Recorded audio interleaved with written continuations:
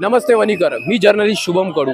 तर आज इथे आपण शिवपुराण कथेमध्ये आहोत। शिवपुराण कथेमध्ये इथे हजारो लाखोच्या समुदायाने इथे लोक येत आहे, भाविक भक्त येत आहे। त्या भाविक भक्तासाठी दिवसभर इथं मोफत पाण्याची व्यवस्था केलेली आहे। तुम्ही इथे बघू शकता कशा प्रकारे इथे कॅन्स इथे लावलेले आहे की दिवसभर भाविकांना मोफत पाणी देत आहे। आणि त्याचबरोबर ज्यांचं जेवण झालेलं आहे म्हणजे इथं मोफत भोजन सुद्धा देण्यात येत आहे। आणि ज्यांचं जेवण झालेलं आहे त्यांच्यासाठी हात धुण्याची देखील व्यवस्था इथे केलेली आहे। त्यासाठी वेगळं पाणी आणि ते सुद्धा हात धुवायला पाणी देत आहे।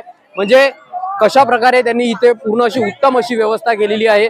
त्याचबरोबर ज्यांचे काही जेवण वगैरे होत आहे त्यांचे जेवण झाल्यानंतर त्याचे जे कॅरेट्स आहेत ते जेवणानंतर जे भाविक इथे जेवण करतात त्यांच्या प्लेट्स मध्ये काही अन्न देखील शिल्लक राहिले तर ते घेत नाही आहे।